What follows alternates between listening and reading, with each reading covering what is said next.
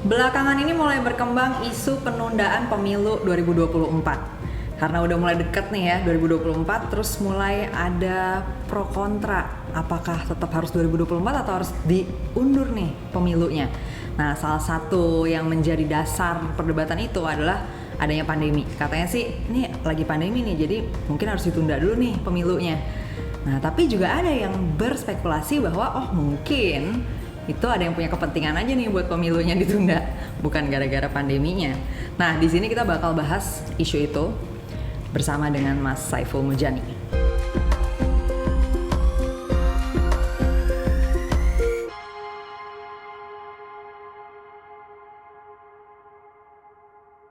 Oke, Mas Saiful. Halo, Tania. Gimana nih? Lagi sibuk apa Mas Saiful? Rutin. Kita kan peneliti. Oke. Jadi punya kegiatan penelitian rutin, nulis, ngajar. Tapi sekarang baru mulai nanti minggu depan lagi break ngajar. Itu kegiatan rutin saya, Tania. Oke, jadi lagi penelitian dan ngajar aja nih ya. Nulis. Nulis juga ya. Oke, hari ini kita bakal ngomongin tentang isu penundaan pemilu nih, Mas Saiful. Jadi ceritanya ada pro kontra ya. Sekarang ini aku sih ngeliatnya di timeline Twitter. Okay. Ada yang kebanyakan sih kontra sih, kayak pada nggak setuju kalau pemilu itu ditunda, pengennya 2024 itu tetap pemilu gitu, jadi ada pergantian kekuasaan. Tapi ada juga yang berargumen bahwa ya kalau di sosial media ini mungkin cuma segelintir masyarakat doang nih, ini nggak mewakili suara masyarakat yang sebenarnya gitu. Nah, sedangkan suara masyarakat yang sebenarnya tuh katanya pengen Jokowi pemilu lagi gitu. Ikut pemilu maksudnya. Ikut pemilu lagi, iya, ikut nyalon lagi supaya bisa dipilih lagi. Karena katanya rakyat masih senang dengan pemerintahannya Pak Jokowi gitu, Mas Saiful. Nah, jadi intinya pro kontranya adalah apakah memang pemilu 2024 nih ya pertama ada nggak sih basisnya untuk ini tuh sebaiknya ditunda gitu? Apakah itu memang kuat gitu argumennya untuk mengatakan bahwa ini ya memang sebaiknya ditunda gitu? Misalnya salah satu argumennya adalah karena ini sedang pandemi, jadi kita mestinya fokus dengan pandemi, dengan pemulihan kesehatan, pemulihan ekonomi dan lain sebagainya. Nah, adanya pemilu itu merusak fokus nih. Kalau misalnya kita lagi ngurusin pandemi terus ngurusin pemilu juga, ada yang bilang kayak gitu. Nah, itu benar nggak sih Mas Saiful? Mungkin sebagai peneliti Mas Saiful punya data untuk menjawab itu. Baik, Kania, terima kasih. Itu isu yang sangat penting ya dan fundamental menurut saya, karena itu menyangkut konstitusi, merubah memundurkan pemilihan umum yang seharusnya 2024 menurut amanat konstitusi. Nah, tadi ya pertimbangannya adalah karena lagi pandemi, lagi COVID, terus kemudian juga ekonomi belum normal lagi, belum pulih. Nah, kita tidak pernah mendengar pernyataan itu dari presiden sendiri, ya kan? Sejauh ini setidaknya saya tidak tahu, belum pernah membaca atau mendengar. Tapi sejak tahun lalu sebenarnya muncul dari interest group, kelompok kepentingan di masyarakat yang memobilisasi opini perlunya pemilihan presiden 3 periode. Pemilihan presiden 3 periode. Ya, ada kelompok yang menamakan dirinya Jakpro. Betul. Ya, Jokowi Prabowo. Jadi ingin menggabungkan antara Pak Jokowi dengan Pak Prabowo, karena Pak Jokowi nomor satunya, jadi harus 3 periode kan gitu usulannya. Terus ada juga Jokowi mania, ya, yang menginginkan agar pemilu ditunda karena merepotkan pemulihan ekonomi. Jadi kira-kira pemilu itu dianggap sebagai penghambat lah setidak-tidaknya untuk pemulihan ekonomi. Itu dari masyarakat ya, yang kita cermati. Kemudian yang lebih eksplisit pejabat pemerintahnya adalah dari Menteri Pak Bahlil. Pak Bahlil mengatakan perlunya penundaan itu argumennya sama dengan interest group tadi, bahwa ini untuk pemulihan ekonomi di masa COVID ya. Iya. Jadi itu seirama gitu ya, dari interest group, dari masyarakat dengan pejabat negara. Kemudian belakangan partai politik kan, ada 3 lah yang paling nyata ya, yaitu partai politik PKB, ketuanya lah sebenarnya ya, Caimin, dan kemudian Pak Zul dari PAN, dan kemudian Pak Erlangga dari Golkar, yang menghendaki pemilu ditunda. Dan salah satu alasannya tadi, di samping alasan ekonomi dan pandemi, tapi juga alasan masyarakat masih menginginkan Pak Jokowi. Okay. Untuk itu aspek yang terakhir itu sangat penting. Tadi kalau Kania nyebut di media sosial itu kan ya sedikit lah, apalagi Twitter ya. Iya, betul. Bisa-bisa itu yang negatif atau apa ya, tidak setuju lah kurang lebih ya dengan ide itu, tapi mungkin itu tidak mencerminkan populasi secara umum gitu ya. Nah, tapi topik itu sangat penting kita diskusikan dalam kesempatan. Saya ingin melihat tentang hubungan antara pandemi COVID dengan penundaan pemilu. Oke, itu satu. Kedua, penundaan pemilu dengan pemulihan ekonomi. Dua isu itu kita. Nah, kalau ingin melihat hubungan antara COVID dengan penundaan pemilu, kita tentu saja harus melihat kita punya satu kasus, yaitu Pilkada 2020. Oh, maksudnya kita sudah pernah melakukan pemilu di masa pandemi ini gitu pandemi. Ya? Masa waktu pandemi lagi menakut-nakutkannya gitu kan, 2020 ya. Jadi kita memang merubah, tapi merubahnya itu tidak keluar dari batasan-batasan undang-undang gitu ya, atau undang-undangnya dirubah tentang waktu tapi nggak merubah konstitusi, kira-kira begitu. Jadi masa kekuasaannya masih 5 tahun. Oh, jadi tetap ya, maksudnya yang udah diatur masa kekuasaan 5 tahun dia tetap 5 tahun gitu 5 tahun. Yang itu, berubahnya berarti di mana Mas? Berubahnya hanya waktu bulan, hitungan bulan, 1-2 bulan gitu ya. Itu tidak signifikan. Artinya apa? Menurut pengalaman kita pilkada dulu 2020 waktu pandemi mulai ini kencang, kita bisa menyelenggarakan pilkada dan dinilai oleh para pengamat dunia tentang pelaksanaan pilkada itu berlangsung dengan sangat baik. Kekhawatiran saya waktu itu adalah tingkat partisipasi rendah karena orang takut kan? Iya, keluar. Tapi kenyataannya sangat bagus partisipasinya, lebih tinggi daripada rata-rata di zaman normal. Itu menarik juga itu ya. Jadi orang datang ke TPS untuk memilih. Nah itu jadi dari pengalaman ini sebenarnya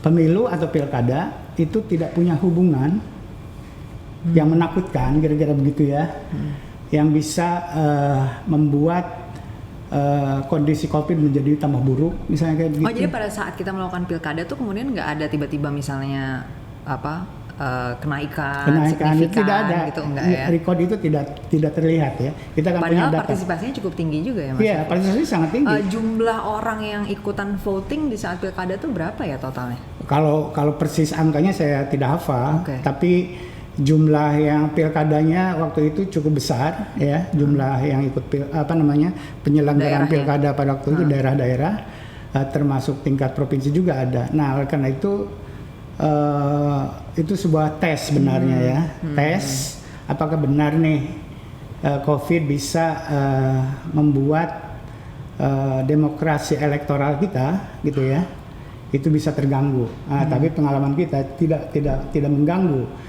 Ternyata COVID diurusi dengan serius oleh pemerintah di satu sisi, di sisi lain kewajiban konstitusional tetap dipenuhi juga. Nah itu untuk kasus kecil ya. Nah, supaya cukup meyakinkan, kita harus lihat kasus-kasus di seluruh dunia. Iya. Jadi baru aku mau nanya, kalau di negara lain gimana? Kayak gitu apa polanya gitu ya.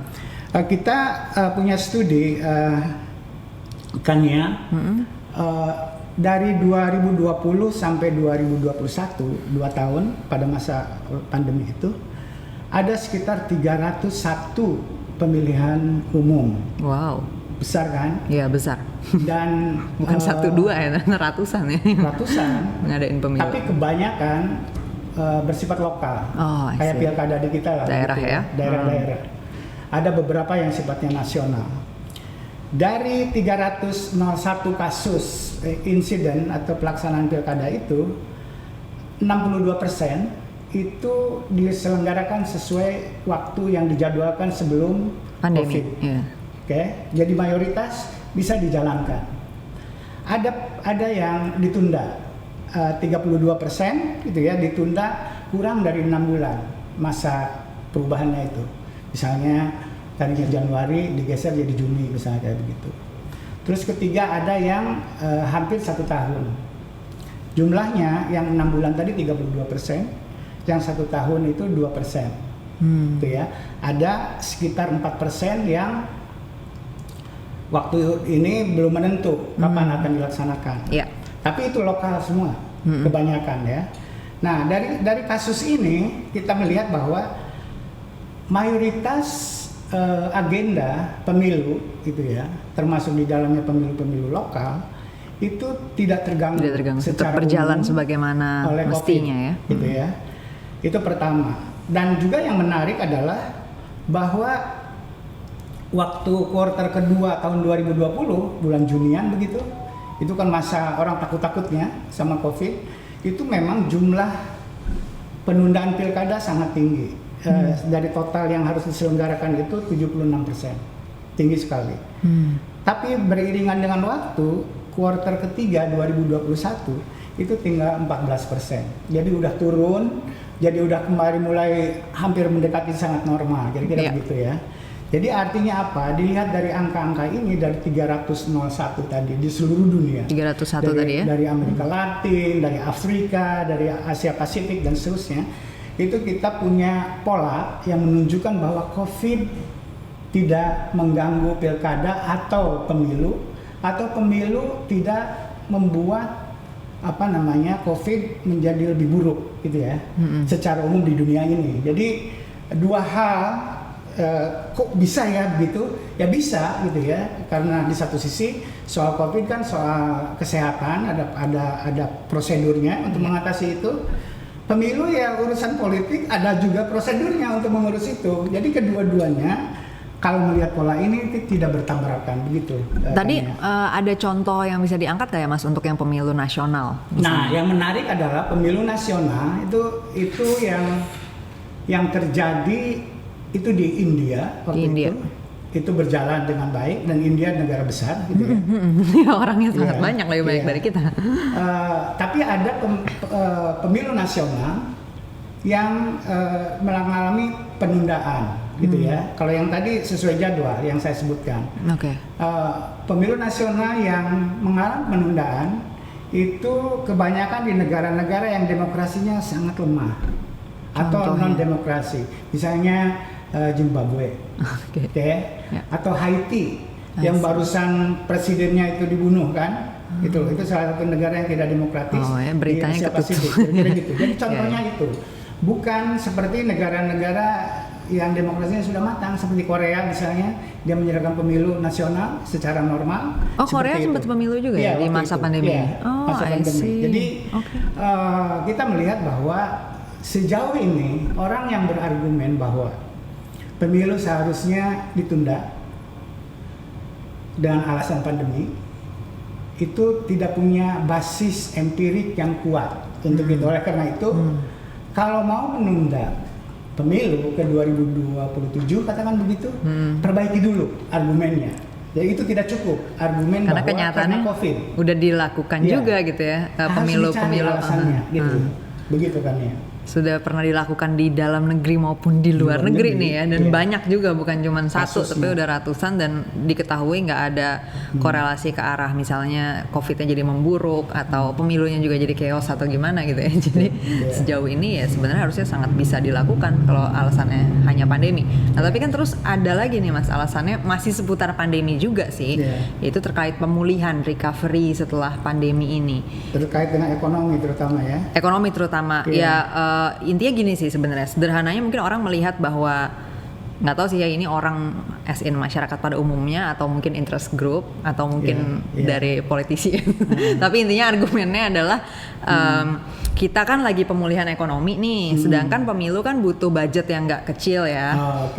Nah jadi mendingan kita fokus aja dulu budgetnya ke urusan pandemi nih. Jadi jangan deh ngeluarin budget buat pemilu gitu kan. Ya udahlah nggak apa-apa di extend dulu pemerintahannya Pak Jokowi gitu. Kalau alasannya itu saya kira boleh juga. Tapi pertama-tama adalah kita harus objektif, harus fair. Prioritas spending pemerintah tuh di apa, gitu ya? Sementara pemilu itu perintah konstitusi, sangat fundamental. Keberadaan kita sebagai negara bangsa itu legitimasinya dari pemilu. Kalau kita mau demokratis ya, tentu saja. Oleh karena itu perintah ya. Tapi walaupun demikian dikatakan mahal, gitu ya. Sebutlah berapa. Sekarang kan lagi nego tuh antara KPU sama DPR dan dengan pemerintah, berapa turun terus, gitu ya. Sebutlah dari diskusi terakhir itu sekitar 50 triliun. 50 triliun itu untuk multi years. Untuk kegiatan KPU dari sekarang sampai 5 tahun yang akan datang. Gitu ya. Jadi budgetnya itu sekitar 50 triliun kayak begitu, atau sekarang lagi didiskusikan, belum final sih. Nah, kalau kita bandingkan prioritas pemilu sebagai perintah konstitusi yang sangat fundamental di satu sisi, dan di sisi lain keamanan itu sangat penting, security. Tapi dalam masa pandemi ini kita harus belanja senjata, gitu ya, itu maksud saya. Kan ada, kan kita ngikuti berita, Departemen Pertahanan akan belanja besar-besaran pada masa pandemi ini, kan gitu. Dan juga kita harus fair, walaupun saya mendukung pembangunan ibu kota baru. Gitu. Apakah itu prioritas yang betul-betul di masa sekarang? Jadi menurut saya, dan kenyataannya tetap jalan ya? Iya, kenyataan tetap jalan ya, program-program itu yang itu sebetulnya bukan amanat konstitusi, ya kan? Nah, oleh karena itu kembali, kalau alasannya itu perbaiki dulu. Argumen itu belum cukup untuk menunda pemilu, kan ya, itu ya. Aspek yang lain ya, mungkin penting, terutama yang dikatakan oleh Menteri Investasi Pak Bahlil, ini dalam rangka recovery ekonomi, gitu ya. Kita butuh, jangan sampai diganggu oleh pemilu. Gitu ya. Katanya sih dibilang itu aspirasi dari pengusaha, saya tidak tahu persis, gitu ya. Kita perlu studi juga wawancara dengan para pengusaha itu, gitu, apa betul? Harusnya gitu ya. sih. Karena mereka kan bukan orang kemarin sore. Mereka mengalami pemilu gitu dengan baik selama 20 tahun kan. Betul. Dan mereka juga dari dulu ya bisnis gitu loh. Aku juga masih bingung, sorry, tapi ada penjelasan lebih jauhnya nggak ya Mas? Kayak maksudnya pengusaha butuh nggak ada pemilu untuk recovery ini gimana nih koneksi? Mengkoneksikannya gimana nih? Yang menurut saya tidak tahu persis ya, itu apakah itu betul-betul gagasan dari pengusaha atau dari Pak Menteri aja, saya tidak tahu persis ya. Perlu kita studi, wawancara dengan para pengusaha itu. Tapi argumennya mungkin seperti ini, bahwa pembangunan ekonomi itu butuh stabilitas, dan pemilu itu potensial menciptakan konflik, riak-riak dan seterusnya yang akan mengganggu stabilitas, kira-kira begitu. Itu kan argumen Orde Baru banget sebenarnya ya. Menurut saya boleh khawatir dengan kemungkinan konflik dan seterusnya, tapi kan kita punya pengalaman. Pemilu 99 baik-baik saja, 2019 juga dinilai lah oleh dunia bahwa kita demokrasinya secara elektoral gitu. Walaupun kan, sampai ribut kayak gimana pun ya tetap aja bisa sehat gitu ya ternyata ya ujung-ujungnya ya. Jadi nggak oleh karena itu kalau pakai argumen itu perbaiki dulu. Itu belum cukup, belum meyakinkan. Kita lihat bukti ya. Pandemi, hampir semua negara di dunia minus pertumbuhan ekonominya. Dunia rata-rata minus 3, persen pertumbuhan di dunia. Nah, termasuk Indonesia kan. Indonesia termasuk yang tidak terlalu dalam dibanding kebanyakan negara di dunia. Ekonominya terpukul. Begitu memasuki 2021, mulai recovery di seluruh dunia gitu ya, udah tumbuh menjadi 5% rata-rata dunia gitu ya. 5% plus kira-kira begitu. Nah, Indonesia juga sama mengalami kenaikan.